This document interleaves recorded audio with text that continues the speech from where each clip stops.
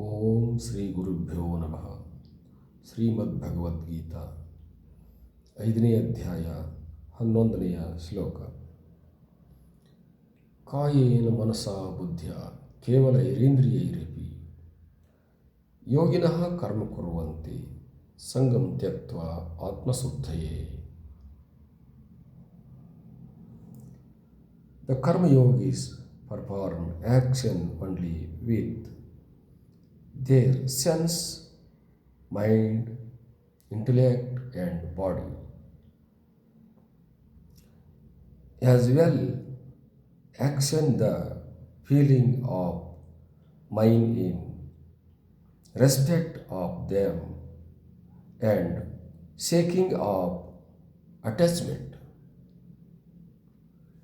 simply for the sake of self-purification.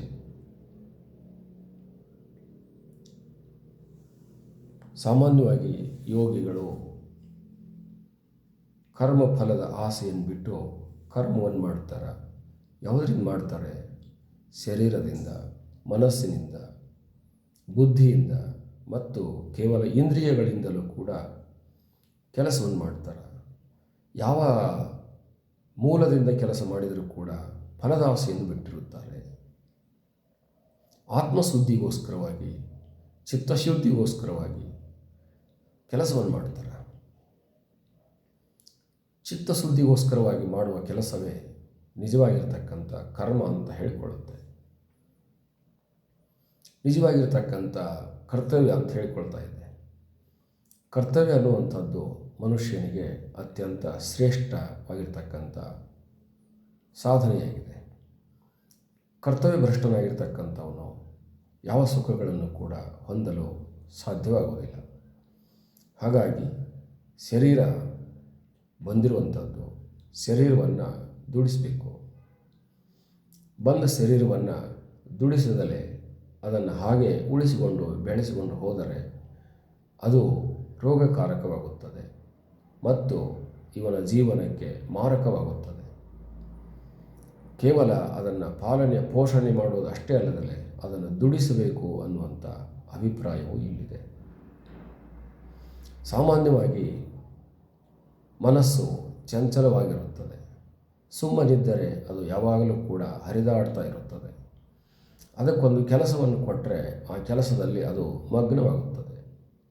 ಕೆಲಸ ಇಲ್ಲದೆ ಹೋದರೆ ಅದು ಚಂಚಲವಾಗಿ ಯಾವ ಪುರುಷಾರ್ಥವನ್ನು ಸಾಧಿಸದೆ ಹರಿದಾಡುತ್ತದೆ. ಅದರಿಂದಲೂ ಕೂಡ ಈತನು ನಿಷ್ಕರ್ಮಿಯಾಗಿ ಅಥವಾ ಫಲವನ್ನು ಪಡೆಯದಲೇ ಕೊರತೆಯ ಜೀವನವನ್ನು ಅನುಭವಿಸುತ್ತಾನೆ.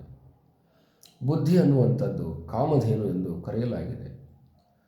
ಮನುಷ್ಯರಲ್ಲಿ ಪ್ರತಿಯೊಬ್ಬರಲ್ಲಿಯೂ ಕೂಡ ಬುದ್ಧಿ ನೆಲೆಯಾಗಿದೆ. ಆ ಬುದ್ಧಿ ಕಾಮಧೇನುವಿನಂತೆ ಬೇಡಿರತಕ್ಕಂಥ ಎಲ್ಲ ವಸ್ತು ದ್ರವ್ಯಗಳನ್ನು ನೀಡುವುದಾಗಿದೆ, ಲೋಕಭೋಗಗಳನ್ನು ಉಂಟು ಮಾಡುವುದಾಗಿದೆ. ಹಾಗಾಗಿ ಬುದ್ಧಿಯನ್ನು ಪರಿಷ್ಕಾರಗೊಳಿಸಿಕೊಳ್ಬೇಕು, ಬುದ್ಧಿಯನ್ನು ದುಡಿಸಬೇಕು, ಬುದ್ಧಿಯನ್ನು ಬಳಸಬೇಕು. ಬುದ್ಧಿಯಿಂದಲೂ ಯೋಗಿಗಳು ಕೆಲಸವನ್ನು ಮಾಡ್ತಾರೆ. ಇನ್ನು ಇಂದ್ರಿಯಗಳು, ಪ್ರಬಲವಾಗಿರ್ತಕ್ಕಂಥ ಇಂದ್ರಿಯಗಳು, ಪ್ರತಿಯೊಂದರಲ್ಲಿಯೂ ಕೂಡ ಅದ್ಭುತವಾಗಿರ್ತಕ್ಕಂಥ ಶಕ್ತಿ ಇದೆ. ಆ ಇಂದ್ರಿಯಗಳನ್ನು ಬಳಸದೆ ಹೋದರೆ ಆ ಇಂದ್ರಿಯಗಳು ಕೂಡ ಇವನಿಗೆ ಉಪಯೋಗ ಆಗದಲೇ ನಾಶವಾಗಿ ಹೋಗ್ತವೆ. ಅವು ಕೊಡಬೇಕಾಗಿರ್ತಕ್ಕಂಥ ಫಲಗಳನ್ನು, ಸುಖಗಳನ್ನು ಇವನಿಗೆ ಕೊಡದಲೇ ಹೋಗಿಬಿಡುತ್ತವೆ. ಹಾಗಾಗಿ ಅವುಗಳನ್ನು ಕೂಡ ಯೋಗಿಗಳು ಬಳಸಿಕೊಳ್ಳುತ್ತಾರೆ. ಇದೆಲ್ಲವನ್ನು ಯಾವುದಕ್ಕೋಸ್ಕರ ಬಳಸಿಕೊಳ್ತಾರೆ ಅಂತಂದರೆ ಕೇವಲ ಚಿತ್ತಶುದ್ಧಿಗೋಸ್ಕರವಾಗಿ ಬಳಸ್ತಾರೆ.